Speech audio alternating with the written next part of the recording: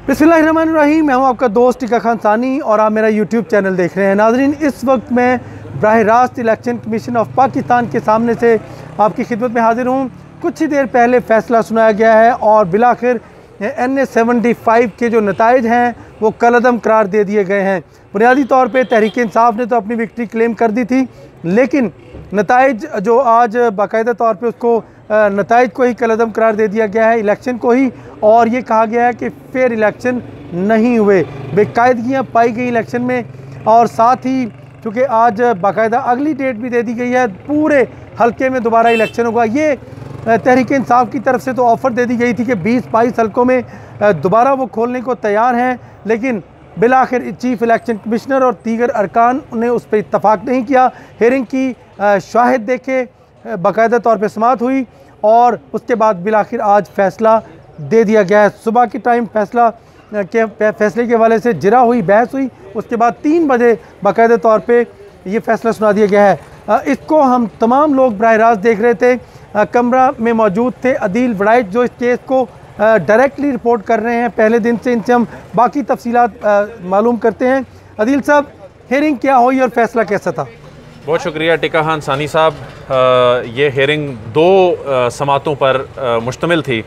एक मंगल को हुई समात और एक आज जुमेरात के रोज़ ये समात हुई।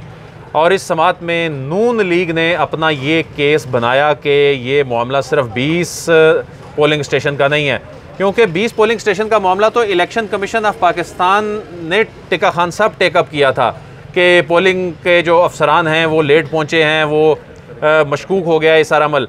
लेकिन जो इलेक्शन कमीशन ऑफ पाकिस्तान ने जब इस मामले को टेकअप किया, उसके बाद फिर नून लीग इसमें बाकायदा फ़रीक बनी और उसने ये इस्टेब्लिश करने की कोशिश की कि पूरे इलेक्शन में ही जो है वो ऐसा माहौल क्रिएट कर दिया गया, खौफो हरास इसमें फैलाया गया कि ना सिर्फ वोटर्स इसमें खौफो हरास का शिकार हुए, बल्कि जो उम्मीदवार हैं उनको लेवल प्लेइंग फील्ड नहीं दी गई। तो उसके बाद इलेक्शन कमीशन, हम लोग भी यही एक्सपेक्ट कर रहे थे और जो दीगर लोग थे यही बात हो रही थी कि न जाने रीपोलिंग अगर हुई भी तो ज़्यादा से ज़्यादा शायद को 23 पोलिंग स्टेशंस पे हो जाए। लेकिन इलेक्शन कमीशन ने कहा कि जो कत्लो गारत हुई, जो फायरिंग हुई, जो माहौल था, ये तो फेयरली और जस्टली इलेक्शन का माहौल ही नहीं था। तो फिर जो 218(3) के तहत और सेक्शन 9(1) के तहत इलेक्शन कमीशन ने इकरार दिया कि ये इलेक्शन शफाफ नहीं हुए, ये इलेक्शन दोबारा होंगे 18 मार्च को। और मैं समझता हूँ कि ये तहरीक इंसाफ के लिए एक अपसेट है, क्योंकि तहरीक इंसाफ अगरचे नोटिफाई नहीं हुई थी इसमें उसकी जीत, लेकिन तहरीक इंसाफ इसमें विक्ट्री क्लेम कर रही थी कि वो 7000 के वोट से जीत गई है, जो फॉर्म 45 उसके पास थे। लेकिन हैरान कुन तौर पे तहरीक इंसाफ ने अपना केस यहाँ लड़ा ही नहीं है, क्योंकि फॉर्म 45 पेश करने थे, बुनियादी डॉक्यूमेंट होता है, वो पेश ही नहीं किए उन्होंने, जिससे इलेक्शन कमीशन के भी यकीनन शकूक व शुबहात बढ़े और जो फायरिंग के वाक़यात होते रहे उसको ना वो कोई डिफेंड कर सके, ना अच्छा डिफेंड नहीं करना था तो खुद से कोई आप इन पर इल्ज़ाम लगाते या कोई अपनी तरफ से कोई प्रूफ दे सकते, वो भी नहीं दे सके। तो ये इलेक्शन कमीशन ऑफ पाकिस्तान का मैं समझता हूँ कि बहुत बड़ा फ़ैसला है, बड़ा दबंग फ़ैसला है।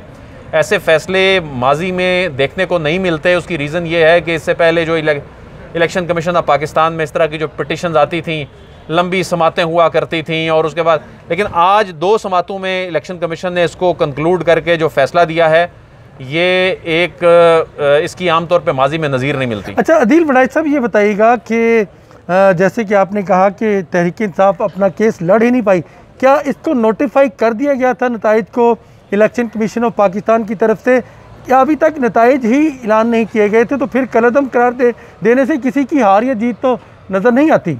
जी टिका खान सानी साहब, देखें, अगर इसमें हार या जीत नज़र नहीं आती तो इसमें बुनियादी तौर पे देखना ये होगा कि अगर नोटिफाई नहीं हुआ तो किसका क्या स्टैंस था। नून लीग का स्टैंस ये था कि इसमें इलेक्शन सारे हल्के में हो। तहरीक इंसाफ ये कह रही थी, पहले तो ये आया ना कि खान साहब ने कहा है कि 20 पोलिंग स्टेशन खोल दें, इनमें इलेक्शन करा दें, लेकिन आज अली जफ़र साहब ने कहा जी नहीं, 20 में भी नहीं हो सकता, 14 में भी नहीं हो सकता। तो यानी तहरीक इंसाफ तो ये कह रही थी कि इलेक्शन हो ही नहीं सकता यहाँ पर रीपोल, मतलब वो पूरे हल्के में तो दूर की बात, वो 14 और 20 पोलिंग स्टेशन पर भी नहीं वो मान रहे थे। तो इस लिहाज से तो उनके मौक़िफ़ की जो है वो शिकस्त हुई है। अच्छा, आप क्या समझते हैं, नकाइस क्या नज़र आए आपको? इलेक्शन कमीशन ने किस बुनियाद पर फैसला किया? देखें, इलेक्शन कमीशन ऑफ पाकिस्तान ने जिन ग्राउंड्स पे फ़ैसला किया उसमें तो आइन की वो शिक है कि इलेक्शन कमीशन ऑफ पाकिस्तान आइन के आर्टिकल 218 के तहत आज़ादाना, शफाफ, फेयर इलेक्शन कराने का पाबंद है और इलेक्शन कमीशन ऑफ पाकिस्तान के मातहत हैं 220 आर्टिकल के तहत तमाम ये एग्जेक्टिव इदारे। और जब उन्होंने अपनी ज़िम्मेदारी पूरी नहीं की, उन्होंने एक ऐसा माहौल नून लीग इस्टेब्लिश करने में कामयाब हो गई कि देखें जी ये फायरिंग हो रही है, वोटर नहीं है, टर्न आउट ये है, दादो शुमार के साथ केस लड़ा। तो उसके बाद इलेक्शन कमीशन ऑफ पाकिस्तान ने ज़ाहिर है फिर यही फ़ैसला देना था, क्योंकि इलेक्शन कमीशन की तो आइनी ज़िम्मेदारी है। अगर वो आइनी ज़िम्मेदारी उनके वो ऑफिसर्स जो ग्राउंड पे मौजूद थे उन्होंने पूरी नहीं की तो यकीनन फिर इस पर यही फ़ैसला आना था। अदील वड़ाइच, मेरा ख्याल है ये बहुत बड़ी बात है कि अब इदारे खुद मुख्तार हो गए हैं अपने फ़ैसले करने में। ये एक नज़ीर मिलती है कि किसी किस्म का इलेक्शन कमीशन के ऊपर कोई दबाव या बोझ नहीं था। इलेक्शन कमीशन ने आज़ादाना फ़ैसला दिया। आप क्या समझते हैं? बहुत बड़ी, आपने बहुत अच्छा सवाल आपने किया है कि अब बिल्कुल ये दुरुस्त बात है, बिल्कुल ये दुरुस्त बात है कि इदारे आज़ादाना फ़ैसले कर रहे हैं। हुकूमत की कोई, देखें, ग्रास रूट लेवल पर अगर कहीं इंतज़ामिया ने उसको प्रेशराइज़ करने की मुबैना तौर पे कोशिश की हो तो वो चीज़ें एक्सपोज हो गई हैं। ऊपर बैठे हुए इदारे ने अपने बंदों पे चेक रखा है, उनको पकड़ लिया है, खुद इन्होंने नोटिस लिया है, किसी की शिकायत पे नहीं, इन्होंने नोटिस लिया।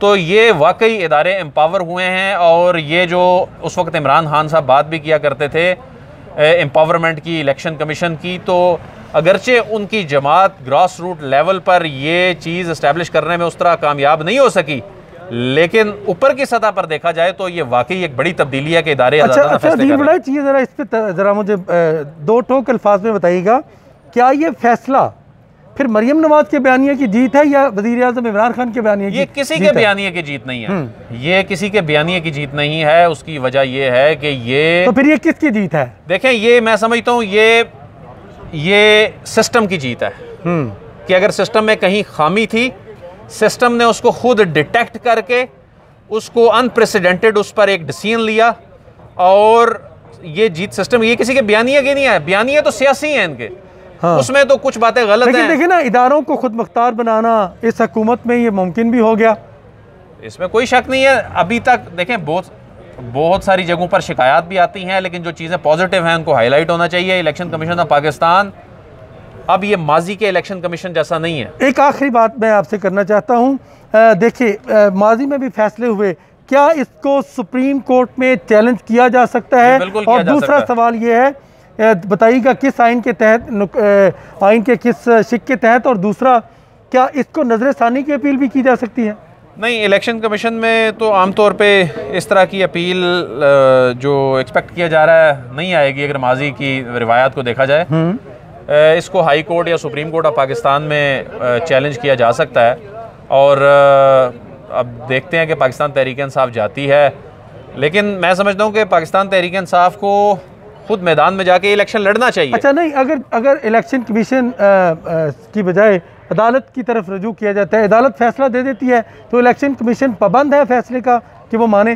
देखें, अदालत, सुप्रीम कोर्ट ऑफ पाकिस्तान तमाम इदारों और फोरम से बड़ा फोरम है। जब वो फैसला देगी तो वो फिर तमाम के लिए बाइंडिंग होती है। बिल्कुल, अभी ऑप्शन ये मौजूद है कि तहरीक इंसाफ का कैंडिडेट जो है अदालत से रजू कर सकता है, सुप्रीम कोर्ट से रजू कर सकते हैं। नज़र-ए-सानी का नहीं। एक आखिरी बात पूछना चाहता हूँ, फैसला किस ने दिया, वकील किस का था? और ज़रा ये जी, फैसला सिकंदर सुल्तान राजा साहब ने सुनाया और तमाम चीफ इलेक्शन कमिश्नर हैं और दीगर अरकान जो हैं चारों सूबों के, उन्होंने इस पर दस्तखत किए। और नून लीग की जानिब से सलमान अकरम राजा साहब पेश हुए और बैरिस्टर अली ज़फ़र तहरीक इंसाफ की जानिब से, जिनको आज बाकायदा तौर पे उनके वकील के तौर पे पेश किया गया था। अच्छा, आपने कहा माजी में ऐसी नज़ीर नहीं मिलती, आप क्या समझते हैं इस फैसले पर इम्प्लीमेंट होगा? जी, यकीनन होगा, ऑप्शन ही नहीं है अनलेस के इस पर कोई रिव्यू होकर इसको कोई बदल ना दिया जाए, तो इस पर तो इम्प्लीमेंटेशन बाइंडिंग है। अदील वड़ाइच, ये ठीक है, खुद मुख्तारी तो है, ये जो फैसला है ये क्या सुना रहा है? फैसला सुना रहा है कि तब्दीली आ रही है। तब्दीली आ रही है, फैसला सुना रहा है कि तब्दीली आ रही है। ये मैं नहीं, अदील वड़ाइच साहब कह रहे हैं, जो कि बाकायदा तौर पे समाअत पे पहले रोज़ से मौजूद हैं और अदील फलाइच सुप्रीम कोर्ट और इलेक्शन कमीशन ऑफ पाकिस्तान को कवर करने वाले बहुत ही मारूफ जर्नलिस्ट हैं और इनका यूट्यूब चैनल भी है और हमारे दोस्त भी हैं। 4 दरवेशों में एक ये भी दरवेश है और एक मैं भी दरवेश हूँ। टीका खान सानी को इलेक्शन कमीशन ऑफ पाकिस्तान से इजाज़त दीजिएगा। अल्लाह निगहबान।